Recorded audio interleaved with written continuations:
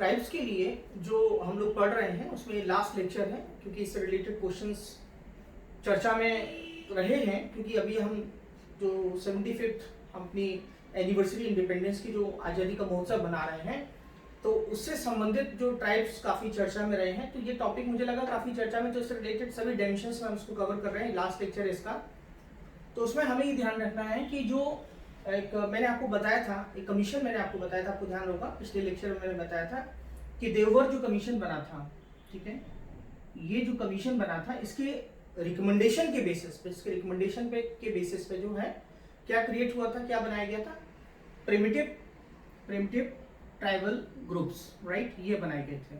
लेकिन बाद में क्या हुआ, बाद में जो है इसको रीनेम कर दिया गया। कब किया गया? 2006 में मैंने आपको बताया था कि 2006 में इसको रीनेम किया गया, और रीनेम करके जो है क्या नाम दिया गया, particularly vulnerable tribal groups, right. तो ये मैं आपको ये बताना चाहता हूँ उसमें कि ये 75 ग्रुप्स में जो है इसको क्लासीफाई किया गया है। ये 75 ग्रुप्स में जो है इसको क्लासीफाई किया गया है। तो मिजोरम में सबसे ज़्यादा जो है ये जो प्रिमिटिव ट्राइबल ग्रुप्स हैं, ये सबसे ज़्यादा उड़ीसा में पाए जाते हैं, ये आपको ध्यान में रखना है। और एक चीज़ आपको मैं खास बताना चाहता हूँ, अगर आपसे पूछा जाए कि जो मैंने आपको लास्ट लेक्चर में क्या पढ़ाया था, DNT, राइट।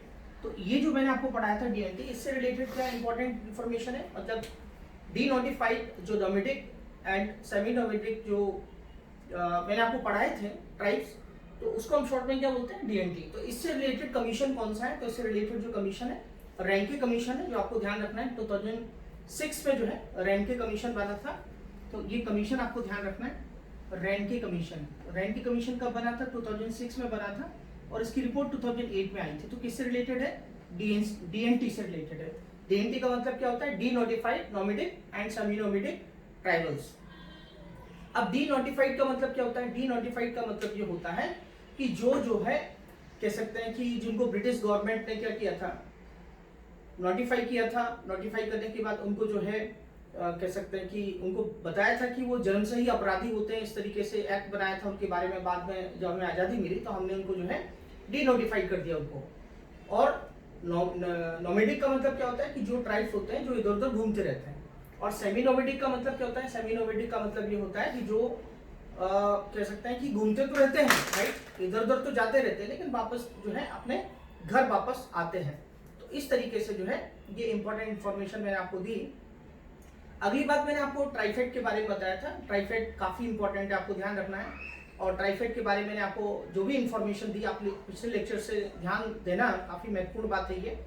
लेकिन यहाँ पे कुछ चीज़ें मैं आपको ये जोड़ना चाहता हूँ कि ट्राइफेड को शॉर्ट में बताऊँ तो ट्राइफेड क्या काम करता है। ये ट्राइबल्स के जो प्रोड्यूस होते हैं, राइट, जो माइनर प्रोड्यूस होते हैं ट्राइबल्स के, तो उनको ये उनके ट्रेड के लिए प्रमोशन करता है, उनको नॉलेज देता है, राइट। इससे उनका सोशल इकोनॉमिक डेवलपमेंट होता है। ट्राइफेड क्या है? एक नेशनल लेवल बॉडी है, जो मैंने आपको बताया था।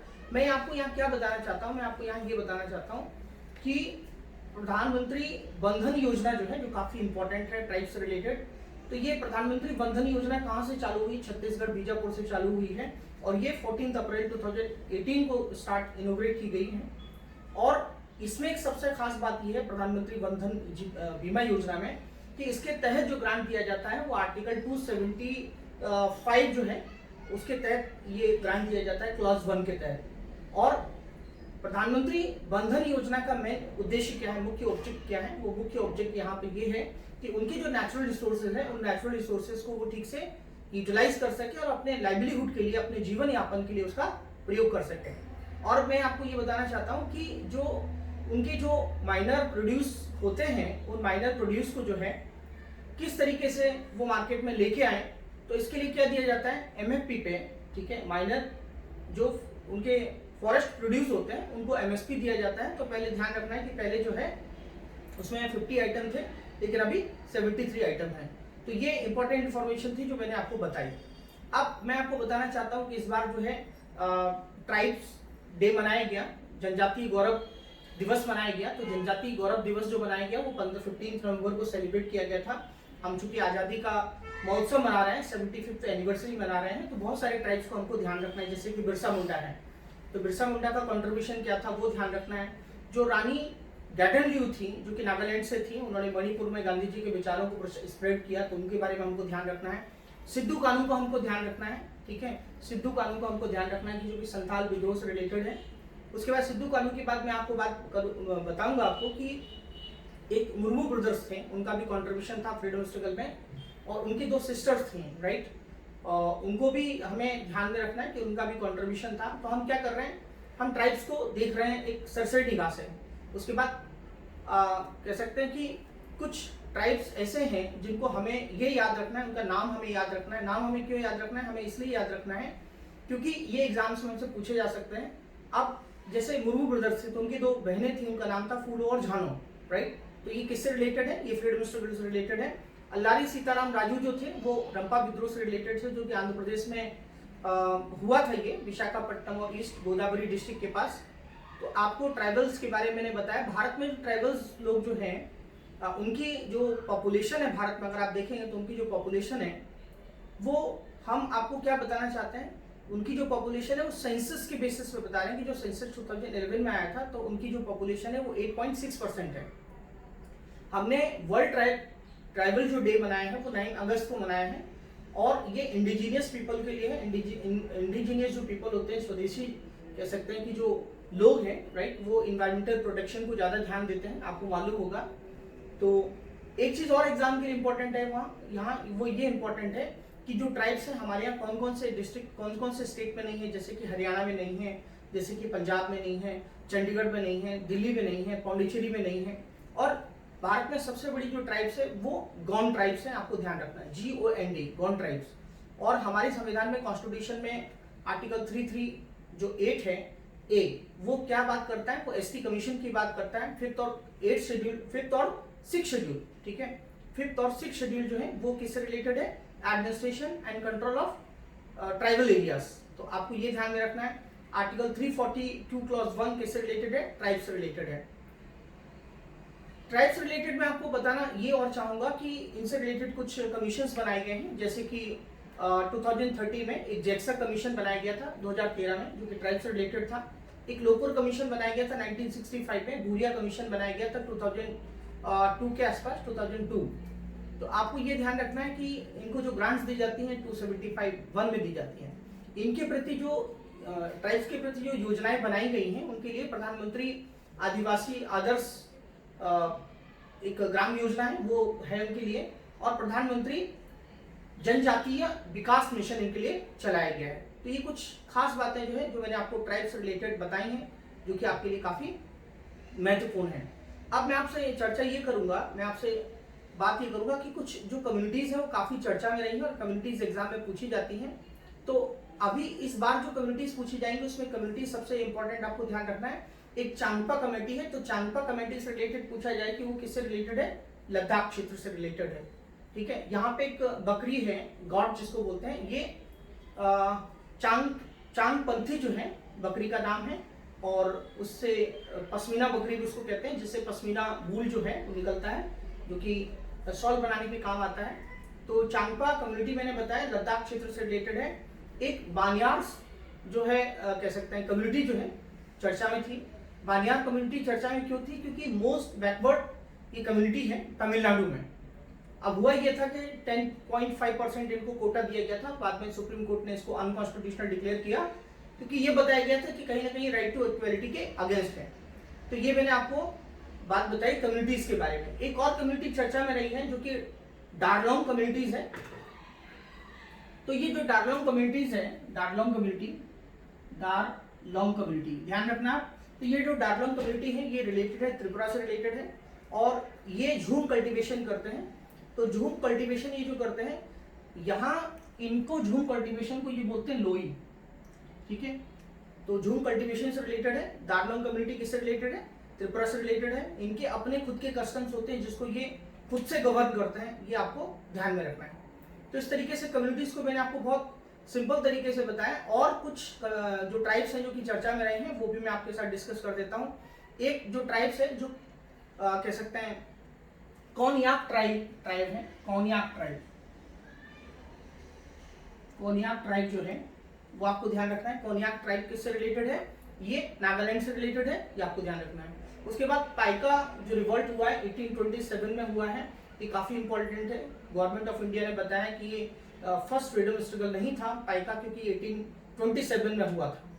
उसके बाद मैं आपसे बात करूंगा कि एक डिमांड की गई है टिपरा एक अलग स्टेट की मांग की गई है, जो कि त्रिपुरा के जो शेड्यूल्ड ट्राइब है वो मांग कर रहे हैं। तो एक जानकारी मैंने आपको दी। एक ट्राइब्स है जिसको हम बोलते हैं अपातानी ट्राइब्स। अपातानी ट्राइब्स कहाँ के हैं? अरुणाचल प्रदेश के हैं। और ये क्या बनाते हैं? हैंडीक्राफ्ट बनाते हैं, कि वुमेन्स बनाती हैं।